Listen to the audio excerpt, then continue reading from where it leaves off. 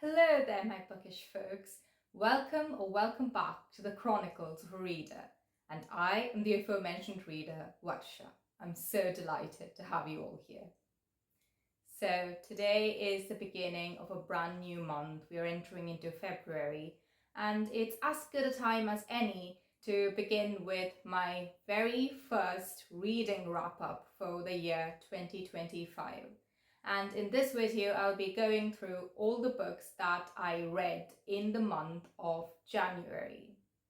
Now, for some reading stats. Well, I only read 6 books in January, which might seem like a bit of a less number, but that's actually pretty consistent with how my monthly reading averages look like. What it used to look like when I was still in school, especially in 12th where it was really hectic. But now that I've graduated, I should be able to have read more than that. But oh well, I guess old habits die hard. And it will take a while for me to, warm up to the idea that now that I'm free, I should be devoting more of my time to reading. That is something that I will have to work on this month, and I'll try to read more than that. But for now, let's just discuss all the books that I managed to get through in January. The very first book that I read in the year 2025 was The Raven Boys by Maggie Stiefvater. I don't know if it's quite visible here. But anyway, this is Missing a Dust Jacket. I borrowed it from my friend, and I think she's had it for quite a long time. The dust jacket has went on its merry way. But yes, this is the Raven Boys. You can see that, that insignia on the cover, I believe. And it's looking a little worse for wear with all these crayon marks, but it doesn't really matter because the way it looks on the cover is basically what the content is. It is a little worse for the wear. I am genuinely disappointed that the very first book that I read in this year turned out to be such a bummer. This was, I don't know, is it me? Is it the book? Or was it just, was I not in the right headspace to read this book? Since everyone on this platform seems to be adoring it or at least, liking it enough, I definitely fall into the I basically hated it category. Being nice, I gave it a polite 2 stars, and that's just about my enjoyment of this book. But before we get into that, let me give you a brief description of what it's about. I'm sure most of you must be aware of it already since it has been around for quite some while. But in this book, we follow our main character, Blue Sargent, who is born into a family of clairvoyants. So her mother and her relatives, they all are able to divine the future in some way or the other. But Blue herself does not really have any powers of her own. However, she does kind of work as this amplifier for the others' powers. Every year they go to the town's graveyard where they basically sit back and watch the dead walk by. So they observe every single person who is going to die within the coming year. And then, I don't know, do they go about telling people, hey, you're gonna die this year, you might want to wrap up all your stuff. But yes, without Blue around, the women are kind of unable to properly discern who all the people are. But yeah, she basically supercharges them. But then one year, something very strange happens because when they're on their graveyard watch as usual, Blue sees a ghost. And the thing is, she shouldn't be able to see it. Only her mother and the other ones are able to see these ghosts. So this time she knows that something is afoot, and she gets herself entangled in the lives of 4 boys from this neighboring boarding school called Aglenby. And that's like a very prestigious elite boarding school for all of these rich kids, trust fund people who her mother has explicitly warned her to keep away from. But yes, their lives get entangled and intertwined, and she finds herself on some very bizarre adventures. And that's kind of a good way to describe this book. Just a bunch of really bizarre things happening. The writing style really didn't click with me. All the characters felt half-baked and, barely there on the page. Even Blue herself, who is supposedly the main character, not really, because all of them do have POE chapters, some more than others. But since, she is the focal point around which the whole plot revolves, I would have expected to see more of her. She is like barely a main character until halfway through the book. Up until then, she just exists in the background as part of the setting. The other boys seem much more integral to the story, and then she gets more involved in it. But yeah, they were all just really weak characters, in my opinion. And I really hated most of the boys because they're all, those rich, privileged brat types, which I really hate reading about in books. And it was just not a very fun time. Lots of people rave about this all the time. They think it's a masterpiece of writing, and I mean, I would like to see it, but I don't. So let me know, why exactly do you love this book, if you do, or why do you think people in general tend to love this book? Moving on from that disappointment, the next book that I read is The Girl on the Train by Paula Hawkins. And this one, I borrowed this copy from the library. Now, this one is like massively popular and everyone has heard about it by now, but it has kind of become one of the most well-known thrillers, and I decided to dip my foot into this genre that I very rarely read from by going for a book that everyone seems to have already read. Didn't want to miss out on that bandwagon. And I've got to say, is it like all thrillers need these ingredients for success, or is it just this book in particular? All the characters are extremely unlikable. It is so very difficult to root for any single person in this book because they're just all awful, terrible people.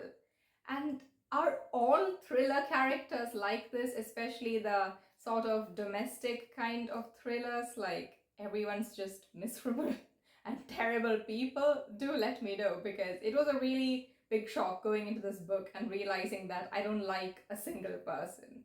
But the plot of this is that we follow our protagonist, Rachel, who is a divorced alcoholic addict, and every day she takes the train from where she lives to London and then back again in the evening. And every time the train stops at this one particular signal near a neighborhood, she always looks at one of the houses and observes the life of a couple who lives there. She thinks that they're like a golden couple. She has like given them names and concocted this whole life for them, fictional stuff going on. She thinks they have like the dream life and their relationship is so loving and perfect. But one day, as the train stops at the signal, she looks out the window, as she does, and notices something extremely unusual. And that triggers this kind of desire in her to get to the bottom of what she thinks is a grave mystery. And her lives collide with those of that couple in strange ways, and a string of events happen through which we get some astonishing revelations, like any good thriller. I gave this book 3.5 stars, which I think is a pretty solid rating, being my first thriller in several years. I did enjoy it as a story. The plot was gripping enough, and because I'm still a thriller novice, I did find it pretty difficult to figure out who the suspect was. Everyone seemed to be suspicious in some way or the other, and I got the main plot reveal at the same time as the main character did. I figured it out at the exact same time. So I didn't find it predictable, but I did see a lot of reviews on Goodreads saying that it was extremely cliche and predictable. But yeah, that's just my personal experience with it. Our main character is an absolute wreck. She is really scraping the bottom of the barrel to get by. But as you read more about her, you begin to genuinely sympathize with her and feel pity for her. And it really makes you realize that you can't judge a person just by looking at them without knowing all the events that they went through to make them that way. This book also had a particular plot element to further the story, and it's something that I find absolutely deplorable. So, to read a bunch of that, like every other character is engaging in that. I'm not going to say what it is because that might be a spoiler. Is it? Yeah, better not to take chances. But yes, reading about that just made me want to go into the page and like punch all of them. This book is told in split POV and it follows basically every day when Rachel is on the train. So it starts with saying like Friday, 5th July 2013 morning, and then it goes on to talk about the evening. And at one point we realize that Rachel is not the only narrator POV that we follow.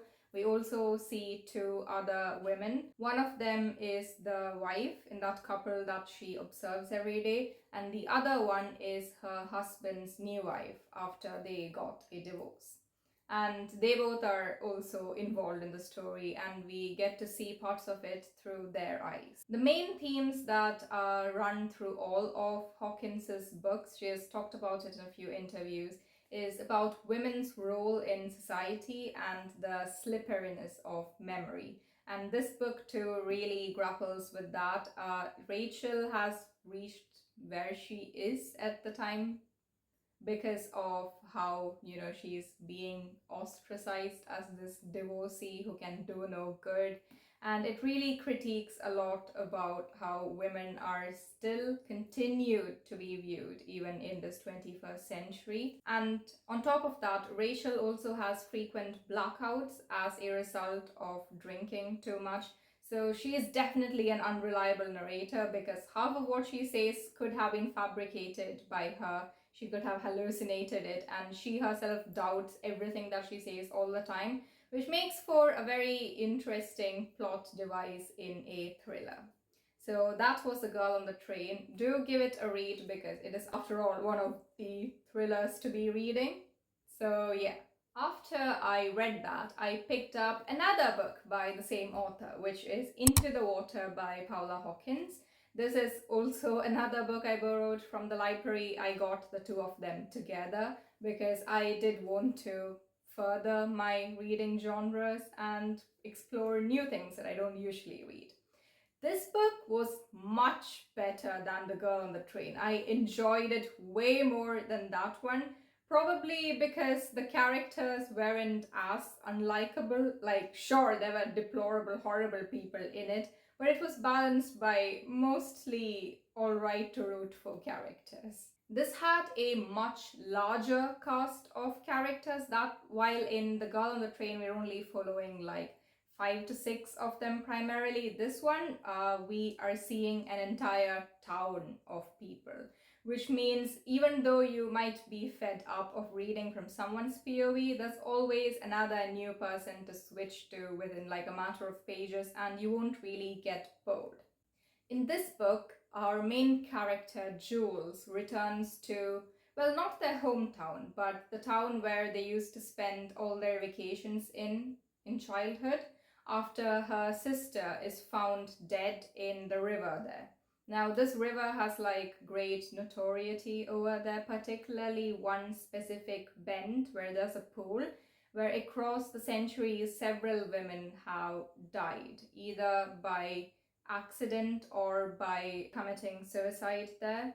So when her sister is also found to be one among the countless women who have lost their lives there, Jules has to return back to that town to look after her sister's orphaned daughter, her niece.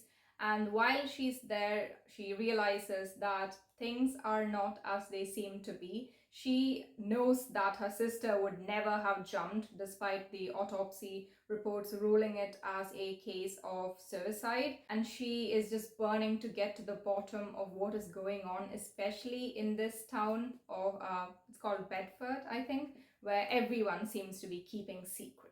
So this is definitely like a small town thriller if you enjoy one of those. It's told, as I mentioned, it's told from over a dozen different POVs, and it also has several flashbacks to the past. So the events of the past and the present are closely interwoven. I found this extremely twisty because, again, large cast of characters always works in the favor of thrillers. At least the ones that I have read, Agatha Christie mysteries and all. When there's more people, it adds to the mayhem and you really don't know who the culprit is. This one, it kept me guessing to the very last page. I had so many theories as I was reading it, and I had to like discard one after the other. And then I'm like, wait, was one of my theories correct, but then in a slightly different way? And then you're like, oh, things are finally resolved properly. But then you reach the last sentence and you're like, what? What the hell is that? This book definitely qualified as a good thriller, so I gave it 4 stars, but it has a lot of triggering topics, even more so than in The Girl on the Train. And you really should look up trigger warnings before reading this one because there are quite a few. I personally found it much more darker than The Girl on the Train too, but that might be to do with the overall atmosphere of, this closed off town where everyone is inherently suspicious. The writing style in this one is much more poetic, while The Girl on the Train was like very clipped and like, to the point, like this.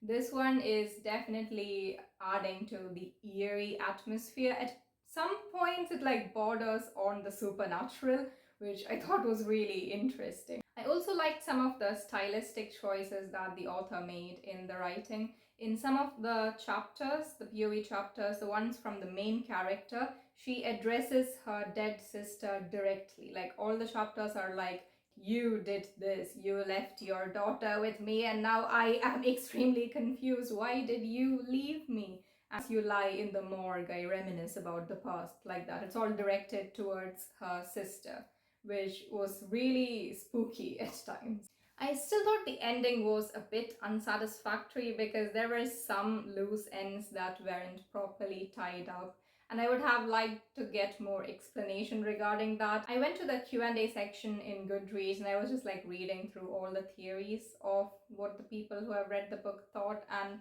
in that way I was able to get some closure, but I would have, liked the book to have officially, properly, canonically tied it off. After I read 2 thrillers back to back, I decided that it was time to go back to the genre where I'm the most comfortable, and that is fantasy, specifically YA fantasy, which is what I read the most. And I picked up Song of Silver, Flame Like Night by Amelie Wen Zhao. And this is a Chinese-inspired YA fantasy in the vein of The Poppy War, but like toned down for a YA audience. And in this book, we are set in a world that has been colonized by these European coded invaders called the Atlanteans. And over the past 20 years or so, they have been subjugating the native Hin, aka the Han, people of this land. It's called the Middle Kingdom itself, I believe.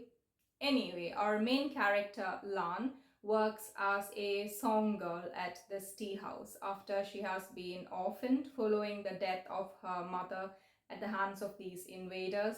And since then, she has gone to the city of Hakong, which is a port city, and there she's been working at this tea house. And she has been trying to find clues to figure out what this scar on her wrist is, where there seems to be a very unique Hin character that has been carved, but it's nothing like any existing word. She has no idea what it is, and she believes that finding what it is will, give her some peace, because it's the last thing that her mother gave her before she got killed.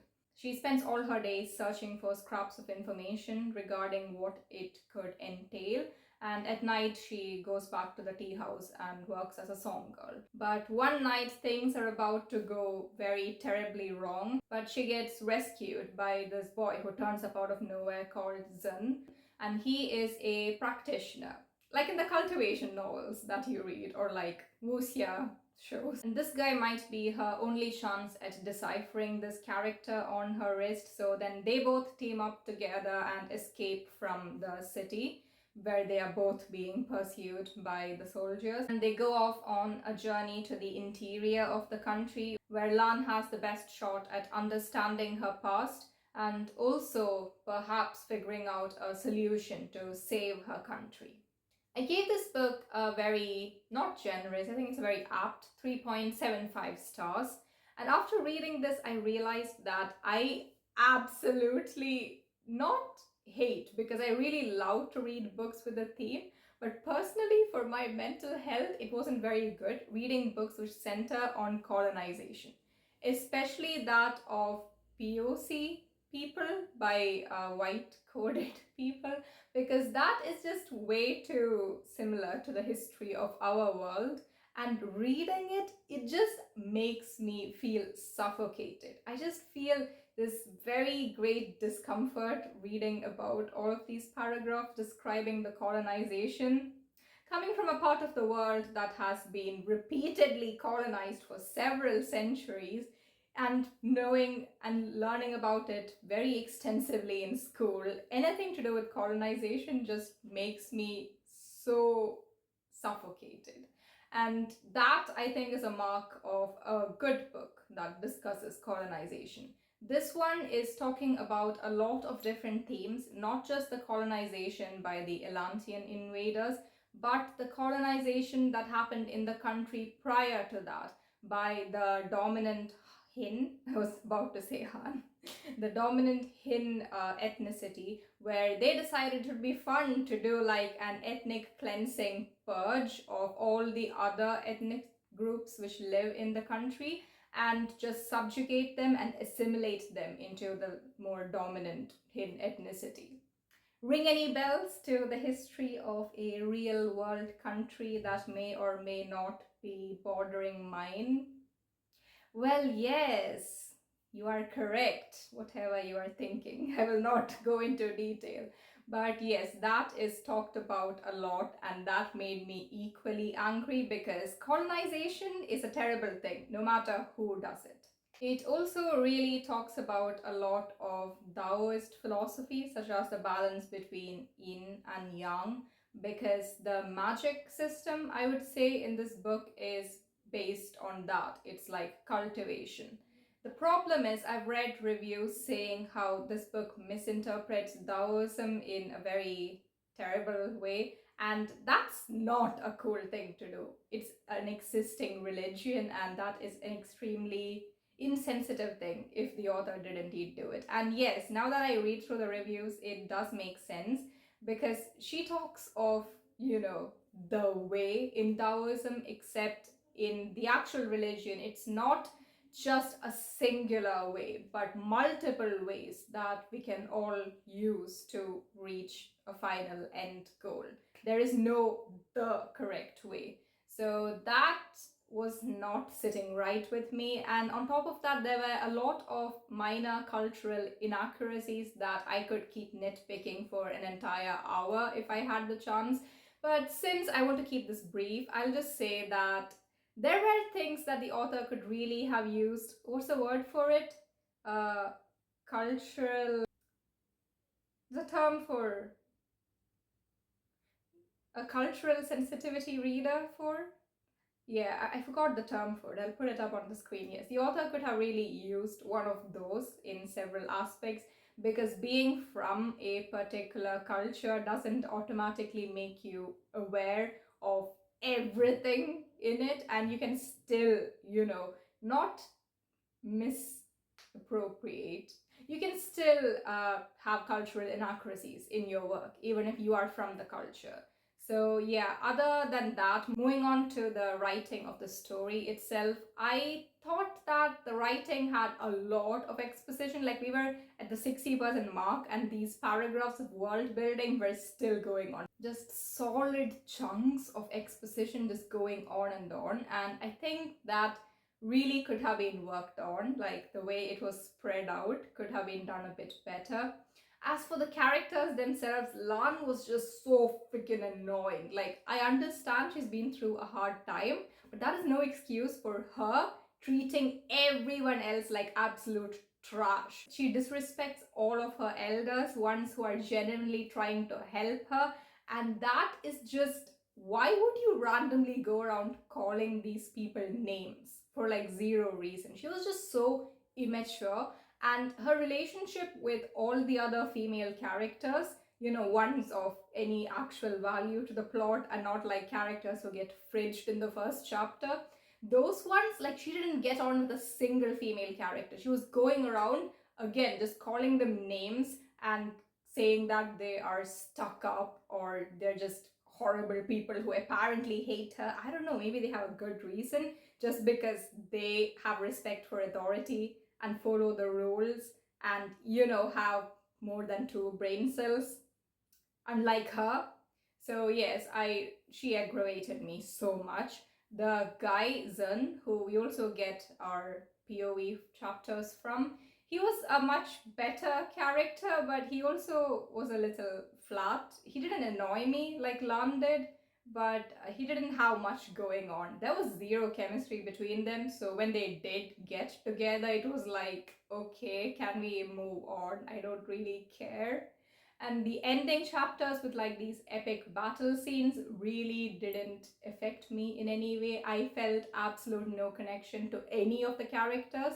So yeah, when people are like dropping dead like flies, I didn't feel anything.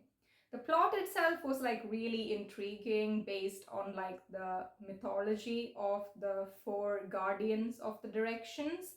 And that one too, I have a few critiques on. I think I'll do like an entire separate video regarding this duology after I've read the second book, because I will be continuing on with it. I am definitely interested in reading the sequel, especially because they will be going to a place within the country which could have been inspired by Tibet. I'm not really sure until I read it, but once I do, I'll let you know and we can have a nice session just tearing into this duology and like literally ripping it apart to examine all the cultural inaccuracies and problems within it.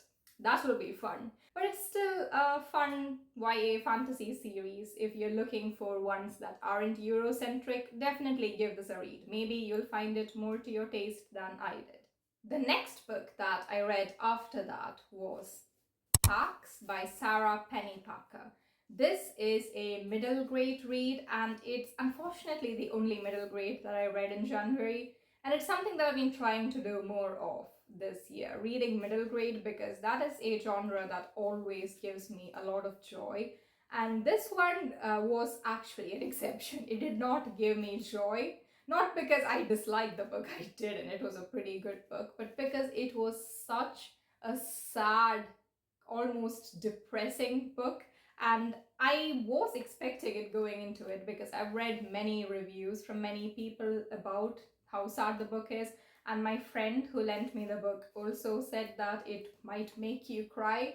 And while it didn't succeed in making me cry, it takes a lot to do that. It did really tug on my heartstrings, and I did feel a lot of misery while reading this book. I gave this book a total of 4 stars, and I think that is a pretty good rating for a book that is mainly about the bond between humans and animals, because animal stories don't really do it for me. I'm not particularly an animal lover, not a big fan of animals.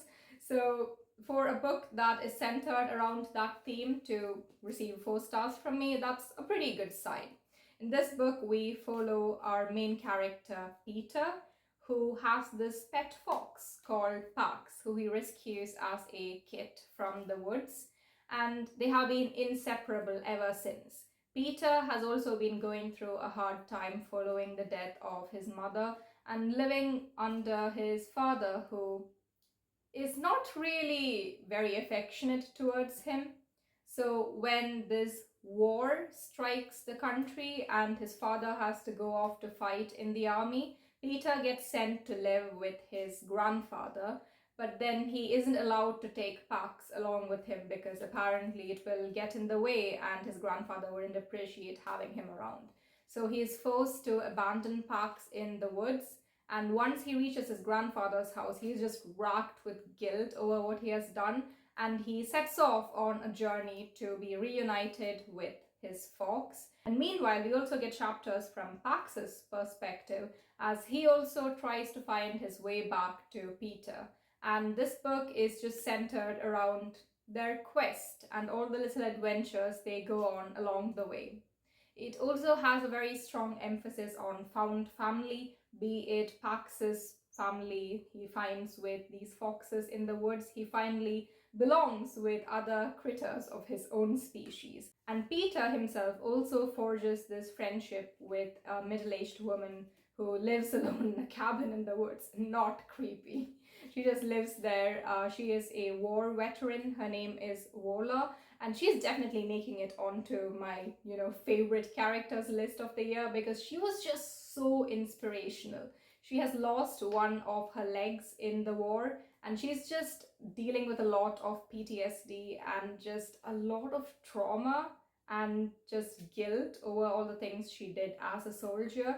But she has basically exiled herself to this cabin where she lives a pretty self-sufficient life, and she imparts several pearls of wisdom to Peter that makes him also reconsider his worldview. And yeah, their chapters together were just wonderful to read. It made me think about a lot of things too. This book has been described as anti-war and against, and kind of like derogatory against soldiers, which I don't know, I didn't get the vibe of the, soldier criticism. Like, I get it. And I don't think that treating soldiers as monsters for doing the things they do is the right way to go about it, because they are ultimately just people in service of their country. We should be critiquing war itself and all the inequalities and inequities that cause people to take up arms and go to war instead of the people who are just, doing their job. So in that way, I get criticism. I understand the valid criticisms about it. But I really resonated with the themes of environmental conservation and how we humans have such a disregard for all life apart from our own, well, even our own. If they're not on our side, then what does their life matter? So yeah, reading this book made me think a lot, and it also just made me depressed seeing the state of the world now.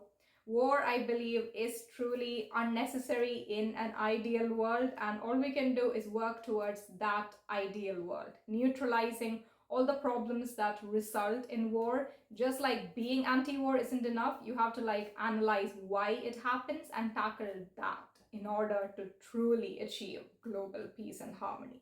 One thing about the book that, I don't know, kind of bothered me is that I really couldn't pin down the setting or the time period. When I start reading it, it was giving me like World War II vibes, because it talks about a war that has already happened, and then, the second war is about to begin. Or I don't know, is it just a prolonged ongoing conflict? Not really sure. But yes, it was giving me pre-World War II Europe vibes. But then they were talking about baseball. Our main character plays baseball, and there were coyotes in the story. And that is the coyotes part, not baseball. That is they're only native to North America. So that confused me. The setting and the time period were just so vague, and I didn't like that. It's not that this is an entirely made up world, because real countries do exist. Vola, that character that I mentioned, is part Italian. So if Italy exists, then what is this country? So yeah, and they're fighting a fictional war, I believe, over a body of water. I'm not really sure. That part was a bit confusing and it still like gnaws away at my brain. So that was a bit irritating. This book does have a sequel. I think it's called Journey Home, because it ends on a very bittersweet note, and I think if I didn't know the sequel existed, I would have cried at the ending. But because I know of its existence, I'm like, it will be resolved in the next book. It's fine. So yeah, I will be picking up that one, not very soon, because while this was a pretty good read, just the one time, it's not one that I would want to reread. I'll think about it, obviously, and, really analyze a lot of things, but reading it again may not be done. And because of that, the sequel too, I will be only picking it up after a little while. The final book that I read in the month of January was A Pan Me for Two by Trinity Mun. And this one was our book club pick. I have this like book club with two of my friends where we read queer books every month. And for the month of January, we were reading a sapphic romance. And this one was just so short and sweet looking that we had to read it. I had been keeping an eye on it since it came out last year. The cover just looks so adorable, and the premise too sounds really fun. So basically, in this book, we follow two main characters. Vivi, who is an exchange student. She's Vietnamese American, and in her first year of college, she goes off for a study abroad program in Vietnam, her parents' homeland, who her mother never talks about, her family there. And Vivi just desperately wants to connect with her heritage and find out more about the maternal side of her family.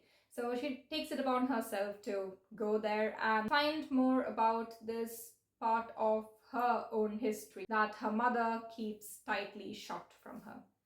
And on the other side, in Vietnam, we follow Lan, again, another Lan. Yes.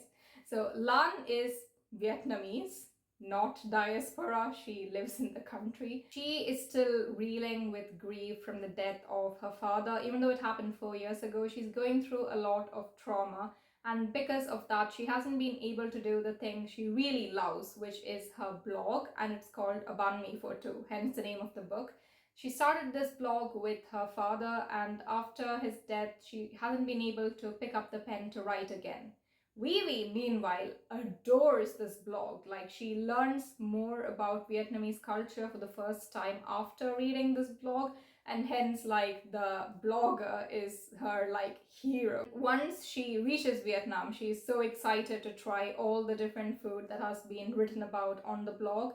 And when their lives collide one day, literally, they run into each other. And when Vivi finds out that Lan is the actual author of the blog, they strike off this friendship. Well, initially they are a bit surly towards each other, but it eventually buds into this great friendship where they strike a deal that Vivi will help Lan get over her writer's block, while Lan will help her to, track down her maternal family through clues left behind in these photos that she took from her mother.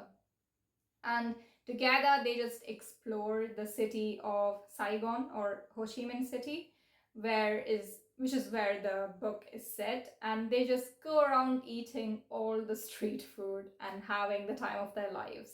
And obviously, since this is a romance, eventually they develop feelings for each other, and it's like the cutest, most adorable time. It did feel a bit like quick, and I wouldn't say insta-lovey, but also yes, because the book is only like barely 300 pages in the edition that I read. Because of that, there wasn't really time to let the tension cook, and I really love slow burn. This was definitely not that. I would have liked to see more of their interactions, because them slowly falling for each other happens off page. Between each chapter, sometimes a lot of time passes. Like, there was this one chapter where apparently 4 months had gone by between the last one and this one. So because of that, I would have liked to see more of their sweet interactions on page as they develop feelings. This one was like, one moment they're cool, they're good friends, and the next they're like, oh my god, I love you, Lan. So yeah, it was always there in their head, but like voicing it aloud is different, right?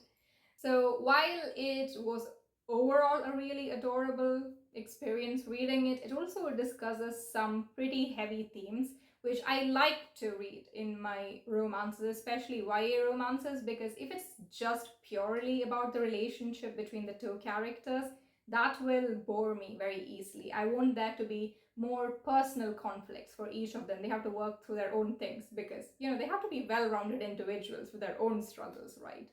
In this, Vivi is just dealing a lot with this identity crisis, being Vietnamese American and also cut off from her culture. And her relationship with her mother can sometimes be a little fraught with, just they don't get along whenever she brings up the topic of Vietnam. And Vivi can't understand why her mother is being so secretive. She just wants answers. She just wants to connect with her culture. Meanwhile, Lan also has a pretty complex dynamic with her own mother. Following the death of her father, they both have taken over the banh mi stall that is in their family.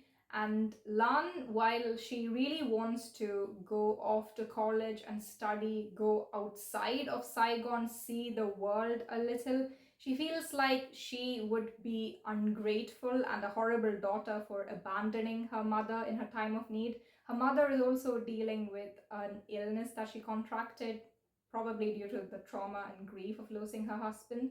So she believes that, Lan believes herself that she has to be this perfect daughter, always being there for her mother, even though her mother is most likely cool with letting her daughter, get an education. Lan believes that she shouldn't be doing any of that. And so their relationship is just fraught with miscommunication, or rather lack of communication.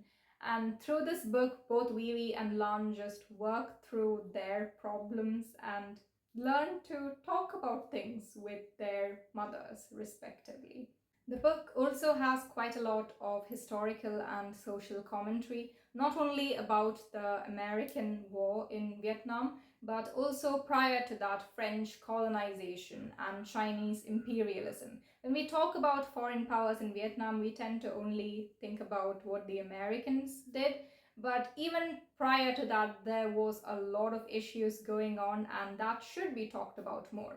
Even now, it talks about certain stuff that happened, like these tourists, particularly ones of European heritage, that just come there and walk around with a sense of like entitlement and arrogance. They're so ignorant about this country they have chosen to travel to that it ends up really hurting the sentiments of a lot of Vietnamese people who, they can't go up to them and be like, you are being so despicable right now. You do realize that, right? Because, they want tourism for their economy.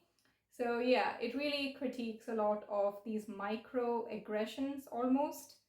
Not microaggressions, more like these willful ignorance that people who are privileged can have when they go to a country less developed than theirs. And I really enjoyed conversations about that too. Since this is a romance, there is almost always a third act conflict, and this was no different.